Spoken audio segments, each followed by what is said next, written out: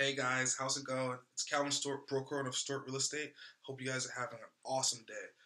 So, we're in winter, we're in January. Spring market is almost here.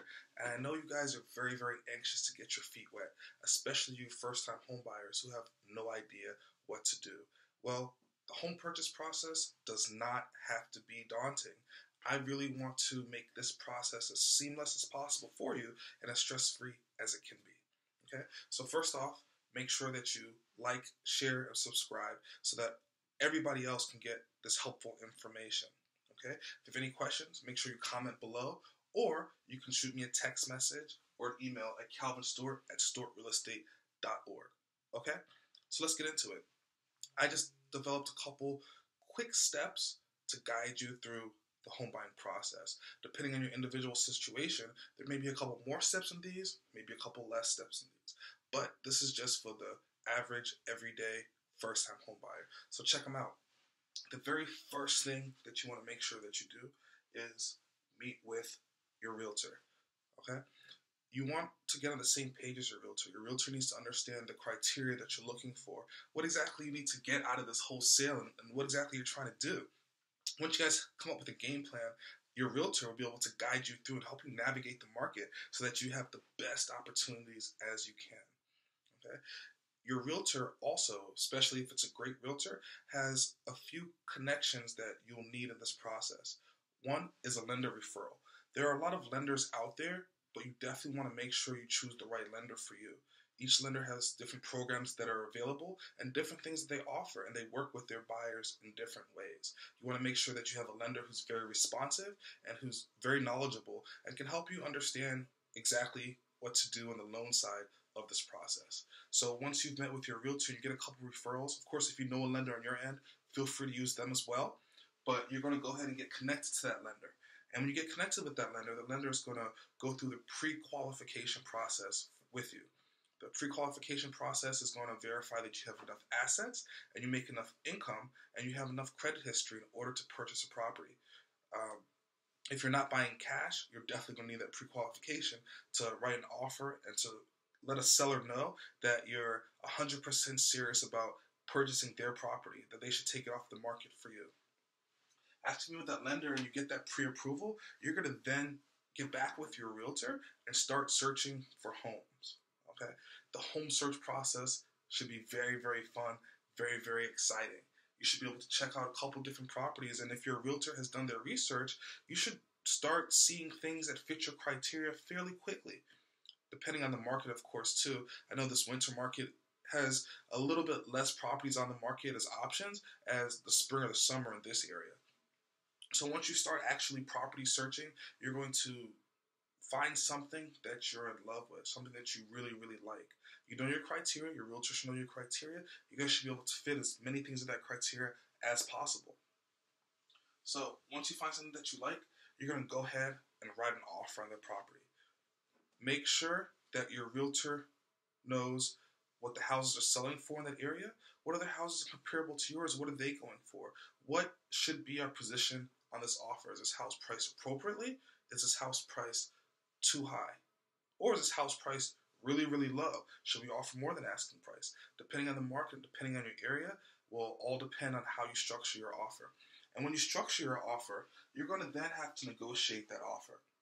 I'll put a star next to that because negotiating the offer is one of the pivotal points throughout your whole real estate transaction.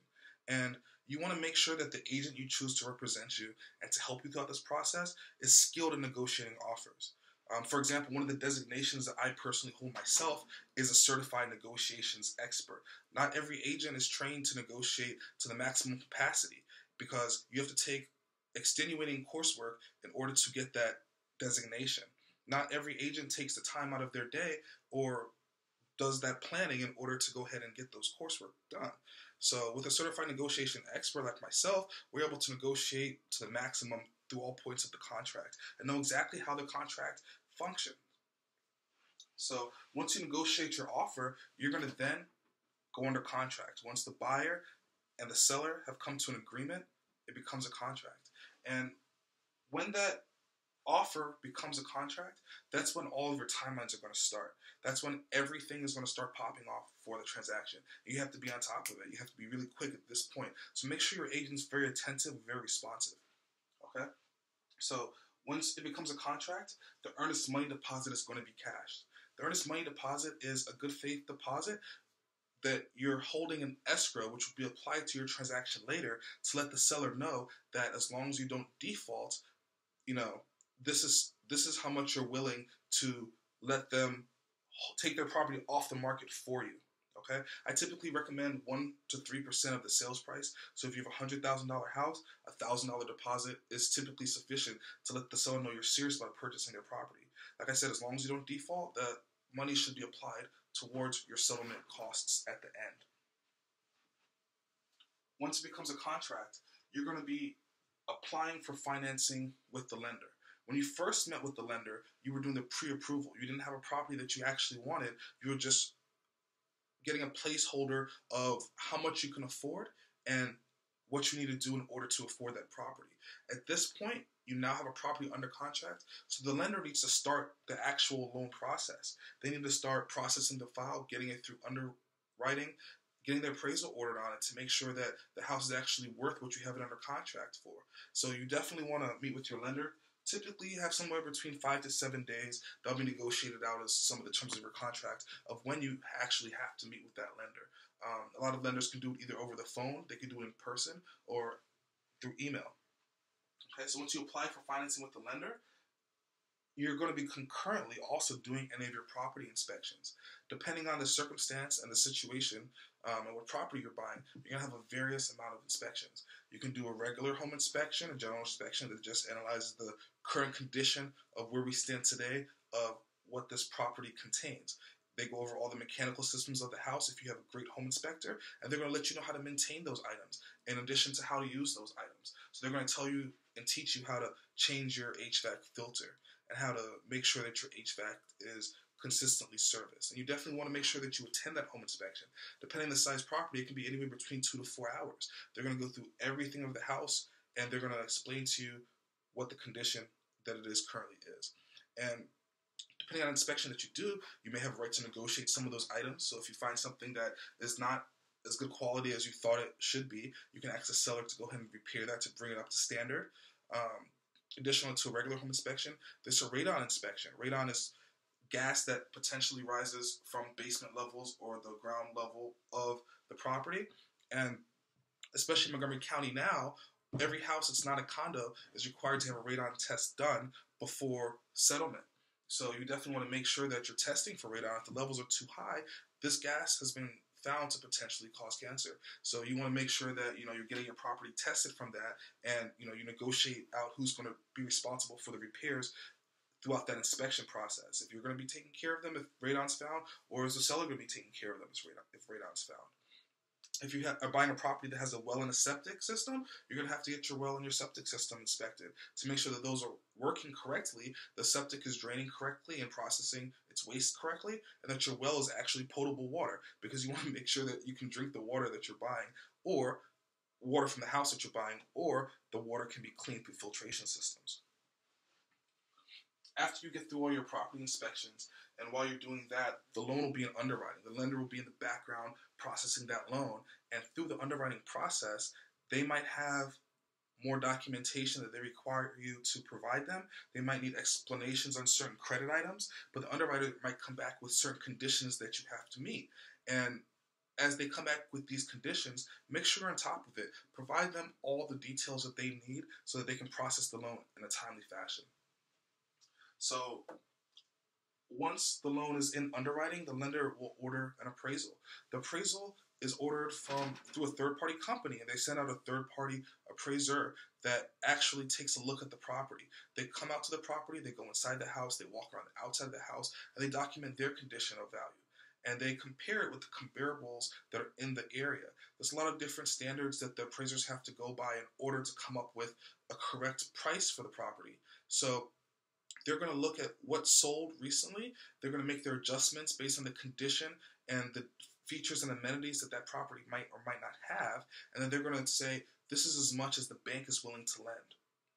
depending on the type of offer that you have and the type of contract that there is, if the house does not appraise for value, you have an option to go back to the seller and ask them to go ahead and reduce that price. That's a negotiating point. Sometimes the seller can reduce the price and they say, okay, great, I'll reduce it to X price. Sometimes the seller's not in a position where they can reduce the price. So they say, I cannot reduce the price of this. If you want to purchase it, this is how much money you have to come up with over the bank's appraised value. But everything is completely negotiable.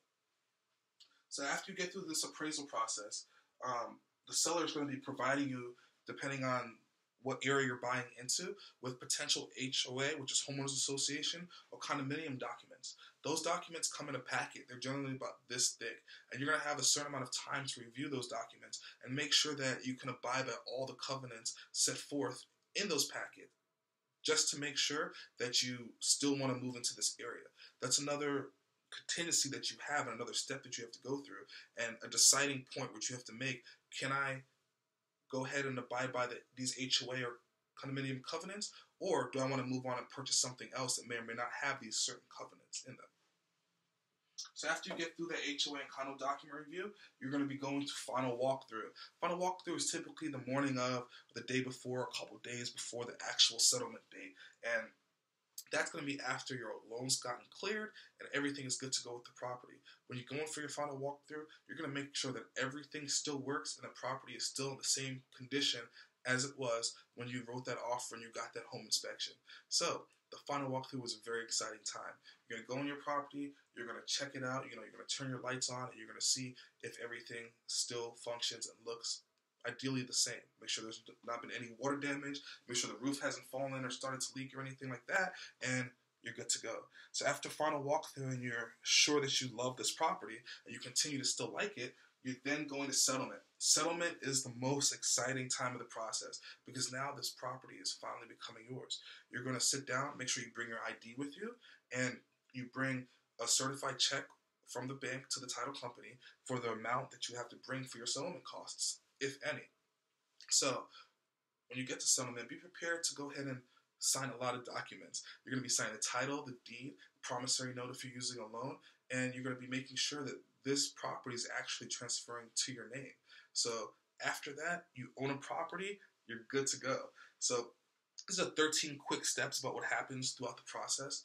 These steps go by really, really quickly, and it should be a very exciting process. As you're going throughout all these steps, you should be able to be well informed and understand all of your options through each step. So make sure you pick a great realtor and a great lender and a great title company to help you throughout this whole process. Once again, if you have any questions, make sure you reach out to me, 240-472-7453. If you want a copy of this list sent to you through your email, you can either go ahead and text me to that number, your email address, and your name, and I'll go ahead and I'll email you over a copy, or you can shoot me an email at calvinstewart@stewartrealestate.org. I'll send you a copy, or just comment below, and we'll link up, and I'll be able to send you a copy of these in your email so that you can print it out, or you can just pull it up on your computer, and you have it right in front of you.